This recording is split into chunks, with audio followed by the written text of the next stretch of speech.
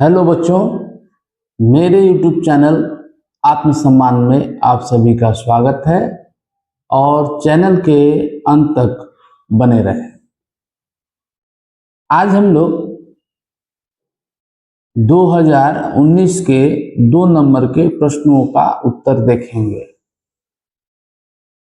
तो जो पहला प्रश्न है, स्थान इतिहास के अध्ययन का क्या महत्व है? स्थान इतिहास उन इतिहासों को कहते हैं जो हमारे आसपास जिस जगह हम लोग रहते हैं, जिस क्षेत्र में हम लोग रहते हैं, उस क्षेत्र के आसपास हुई घटनाओं, उनके पुरातात्विक संग्रहण, लेख इत्यादि चीज़ों को हम लोग जब देखते हैं, उनमें बहुत सी ऐसी इतिहास को हम लोग पाते हैं जो कि हमें एक देश के इतिहास में जानने में जितनी रुचि होती है, उतनी हमें स्थान इतिहास से जानने में रुचि होती है। और जब हम लोग स्थान इतिहास पढ़ते हैं तो हमें पता चलता है कि हमारी परंपराएं क्या रही, हमारी नीतियां क्या रही, हमारे लोकगीत क्या रहे, लोक नाटक, वहाँ के पर्यावरण की और विभिन्न प्रकार के जगहों, मंदिरों, स्थापत्य कलाओं के बारे में हमें जानकारी मिलती है और हम लोग इन जानकारियों को पाकर बेहद ही गर्व महसूस करते हैं कि हम अपने इस क्षेत्र में रह रहे हैं जहाँ का इतिहास बहुत ही सुंदर रहा है, बहुत ही अच्छा रहा है। तो इसी वजह से हम लोग स्थान इतिहास को पढ़ते हैं ताकि हम अपने क्षेत्र के बारे में जानकारी प्राप्त कर पाएं, अपने क्षेत्र में हुई घटनाओं को जान पाएं, अपने क्षेत्र के संस्कृति को जान पाएं, रीति रिवाज को जान पाएं और परंपराओं को जान पाएं। इस वजह से ही हम लोग स्थान इतिहास को पढ़ते हैं और देश के प्रत्येक स्थान इतिहास को मिलाकर ही देश का इतिहास भी बनता है। अगला जो प्रश्न है, सरकारी अभिलेख से क्या समझते हैं?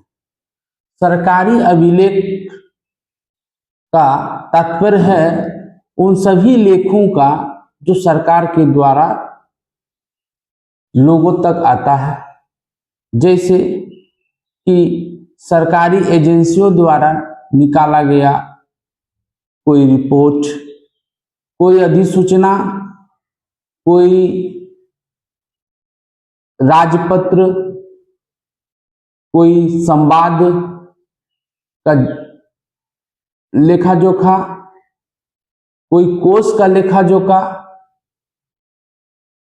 कोई दो देशों के बीच का समझौता का विवरण, इन सभी चीजों को ही हम लोग सरकारी अभिलेख समझते हैं, क्योंकि इसमें सरकार के नियम, विधि या कानून, उसके साथ ही सरकार के द्वारा निकाले गए अधिसूचना हो या राजपत्र हो या फिर किसी भी तरह का कोई दस्तावेज हो, इन सभी दस्तावेजों को ही हम लोग सरकारी अभिलेख समझते हैं। अगला जो प्रश्न है, समाचार पत्र एवं पत्रिकाओं में क्या अंतर है? समाचार पत्र और पत्रिका में बहुत अंतर है। समाचार पत्र दैनिक या साप्ताहिक हो सकता है, दैनिक तो होता ही है लेकिन साप्ताहिक हो सकता है। लेकिन यदि पत्रिका की बात करें तो पत्रिका साप्ताहिक, पाक्षिक, मासिक, त्रैमासिक, अर्धमासिक और वार्षिक भी हो सकता है।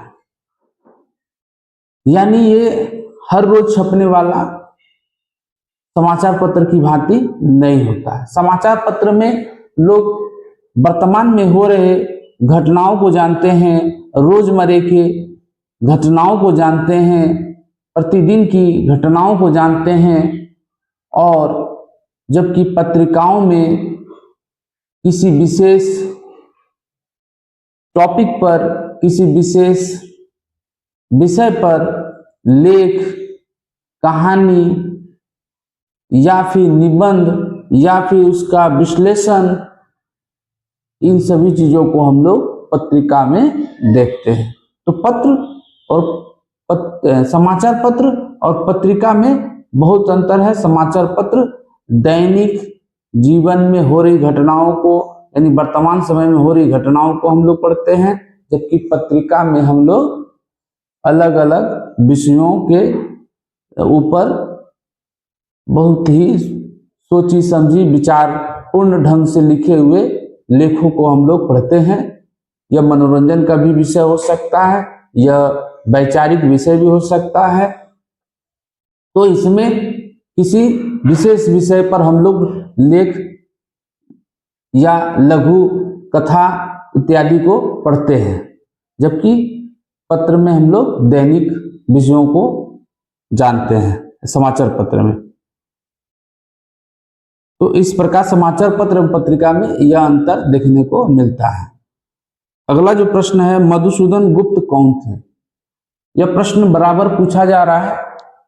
मधुसूदन गुप्त भारतीय औषधि को जानने वाले एक वैद्य भी थे और मधुसूदन गुप्त पहले व्यक्ति हुए जो 1836 ईस्वी में सब विच्छेदन करके भारत का सुनाम किया। इन्होंने आधुनिक पाश्चात्य विज्ञान का अध्ययन किया। इन्होंने इस मेडिकल साइंस को इन्होंने बहुत ही अच्छे ढंग से जाना, पाश्चात्य ढंग की शिक्षा ग्रहण की और इसके बाद से इन्होंने मेडिकल जगत में सुनाम किया। इन्होंने सब विच्छेदन करने का पहला श्रेय इन्हीं को जाता है। इसलिए मधुसूदन गुप्त को जो है स्मरणीय किया जाता है, क्योंकि इन्होंने जो पहला इनका जो एक तो ये वैद्य भी थे, इनको भारतीय औषधि का ज्ञान था ही, साथ ही इनको पाश्चात्य मेडिकल का भी ज्ञान था और इन्होंने 1836 ईस्वी में सब विच्छेदन करके इन्होंने भारत में एक नया इतिहास रचने का श्रेय इन्हीं को जाता है। अगला प्रश्न है, सन्यासी फकीर विद्रोह असफल क्यों हो गया? सन्यासी फकीर विद्रोह असफल होने के कई कारण थे। उनमें सबसे पहला कारण था इनका नेतृत्व का अभाव।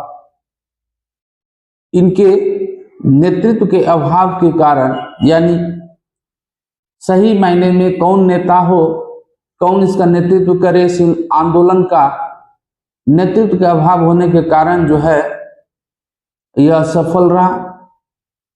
अंग्रेजों के साथ लड़ने के लिए जो आधुनिक हथियार होने चाहिए, इनके पास आधुनिक हथियार नहीं होने के कारण भी असफल रहा।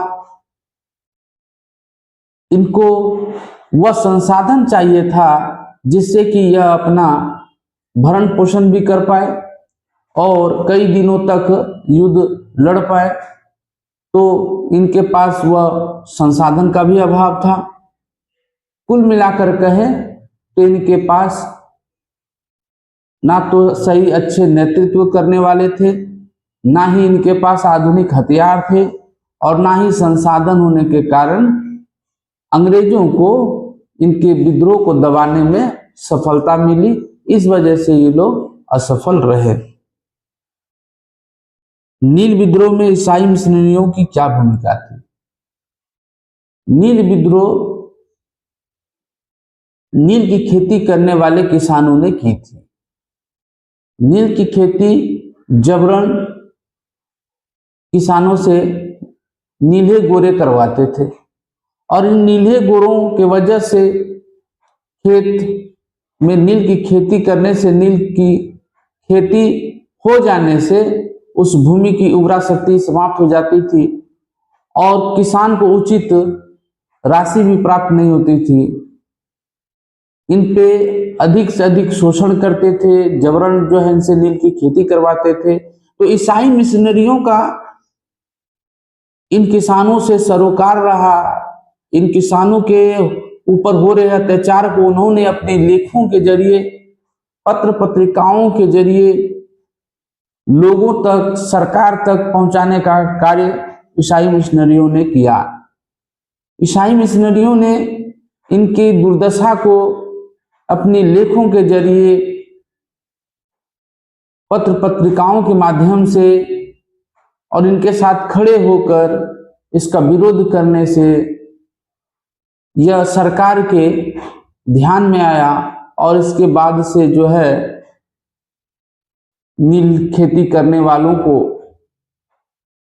उत्पीड़न से बचाया गया और इस पर एक एक्ट भी लागू हुआ। इस प्रकार कह सकते हैं कि ईसाई मिशनरियों का नील की खेती करने वाले किसानों के लिए बेहद ही सहानुभूति थी और वे उनके लिए खड़े भी हुए और पत्र पत्रिकाओं के माध्यम से उनकी दुर्दशा को दिखलाया गया और यह भी दिखलाया गया कि कैसे गोरे अंग्रेज जो हैं, कैसे नीले अंग्रेज जो हैं, नीले गोरे जो हैं, किस प्रकार से किसानों पर जो है अत्याचार कर रहे हैं।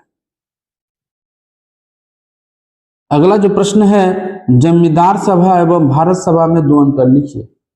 जमींदार सभा और भारत सभा। जमींदार सभा की स्थापना 1838 ईस्वी में हुई थी और जबकि भारत सभा की स्थापना 1876 ईस्वी में हुई थी और इसकी स्थापना सूर्यनाथ बनर्जी ने की थी। जमींदार सभा की यदि बात करें तो जमींदार सभा केवल जमींदारों के हितों की ही बारे में सोचते थे। उनका आम लोगों से किसी भी तरह का कोई संबंध नहीं था। उस सभा में आम लोगों का कोई किसी तरह का कोई जगह नहीं था। यह केवल जमींदारों के हितों, उनकी रक्षा और उनके नीतियों का ही एक सभा थी।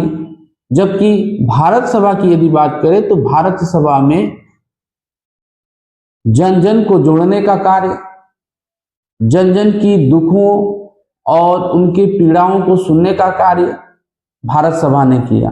भारत सभा ने उनके ऊपर हो रहे हर प्रकार के अत्याचार को सुनने का कार्य किया और अपने सभा में हर लोगों को जोड़ने का कार्य किया। इस प्रकार से इसके भारत सभा में राष्ट्र चेतना, राष्ट्रीयवाद देखने को मिलता है, जबकि जमींदार सभा में केवल जमींदारों के हितों की ही रक्षा देखने को मिलती है।